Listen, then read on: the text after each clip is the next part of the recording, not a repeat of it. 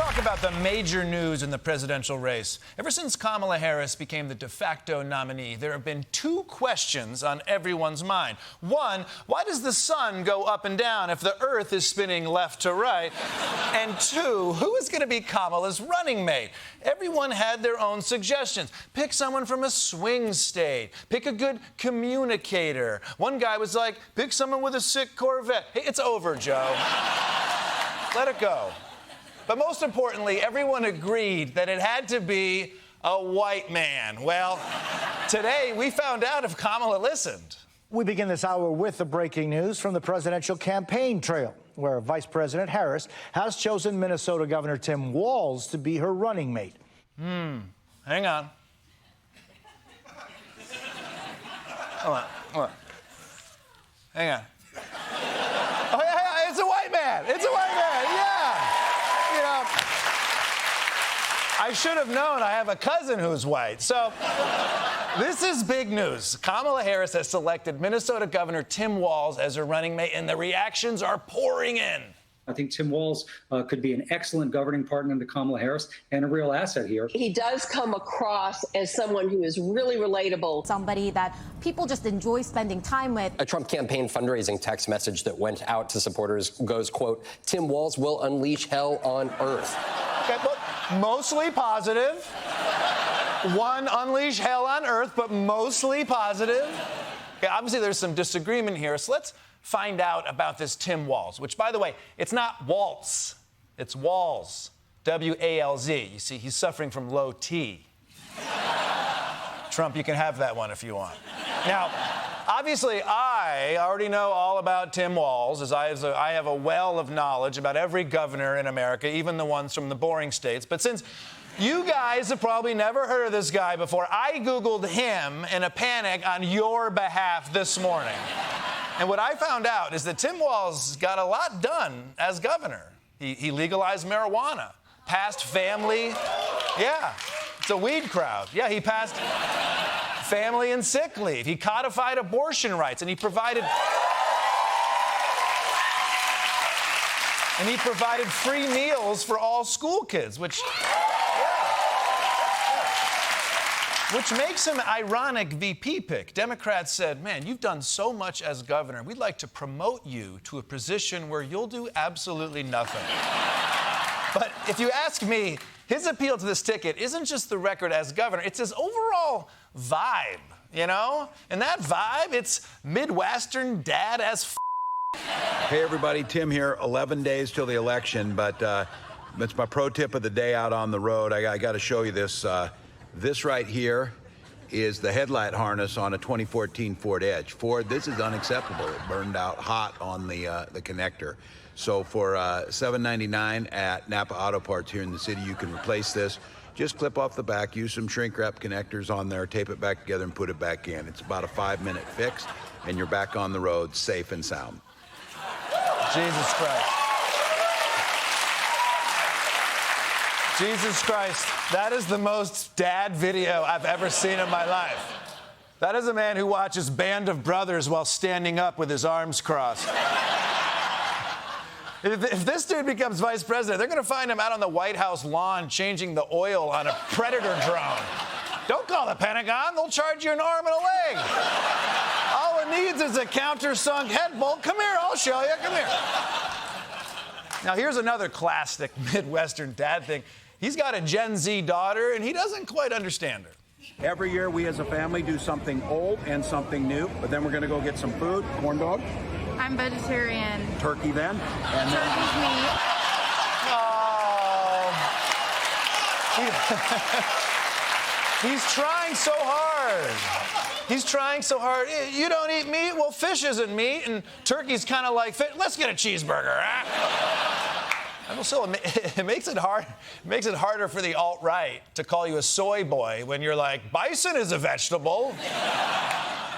And Tim Walz is not just a Midwestern dad now. He's been a Midwestern dad his whole life. He served in the National Guard. He has his own award-winning tater tots hot dish. How much more Midwestern can he get? In 1994, he married fellow school teacher Gwen Walz. They moved to Mankato in the mid-'90s, where he began teaching and coaching football at Mankato West High School. Oh, my God. He was a small-town high school football coach, and he's been married for 30 years, and he's eating a bucket of cookies?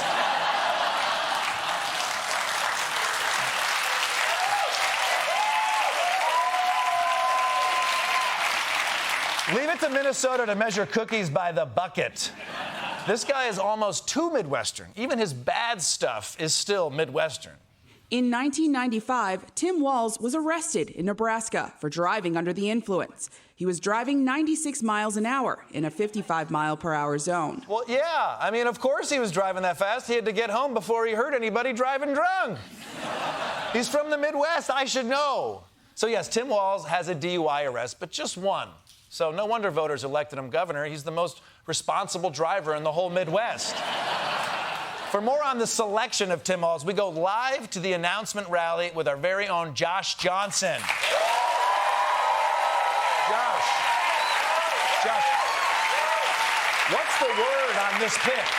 People are liking this decision, Michael, because Tim Walz balances the ticket. Kamala Harris is a woman, he's a man. She's from California, he's from the Midwest. She is young, and he is old. No, actually, Josh, they're the same age.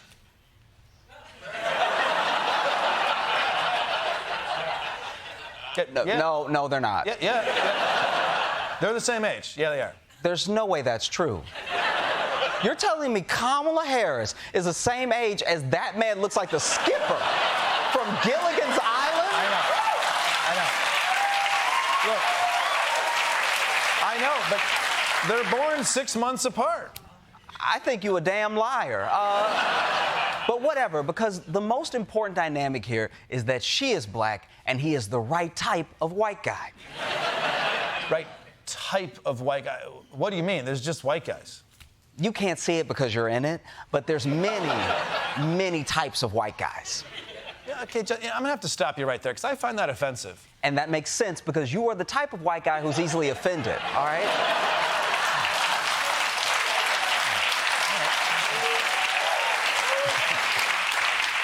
But there's lots of other types. You got hipsters, jocks, nerds, those guys that always scream, "Let's go!"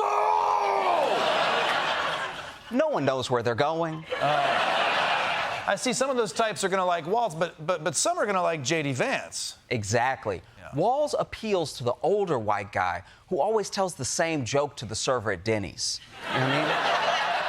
The one where he points to his empty plate and says, "I guess I hated it." That's a great joke because he clearly loved it. Meanwhile, J.D. Vance appeals to the older white guys who say things like, "I'm not racist, but..." and then say the most racist shit you've ever heard.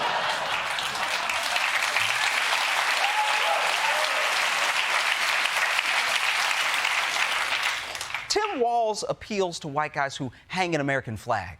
J.D. Vance appeals to white guys who hang a bunch of American flags. You know what I mean?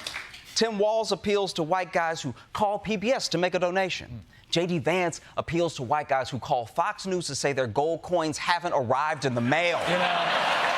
You know, I was too close to the situation that I missed the nuance. Yeah, there's different white guys. Yeah, just like there's different black guys. Like you know, there's a kind of a black guy who... I'm gonna stop you right there.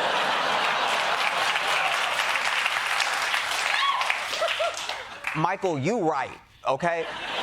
But as your friend, you're correct, but for your career's sake, I'm gonna ask you not to start naming the different type of black guys right now. Okay. Well, look, and I'll be the type of white guy who listens to the black guy. Josh Johnson, everybody.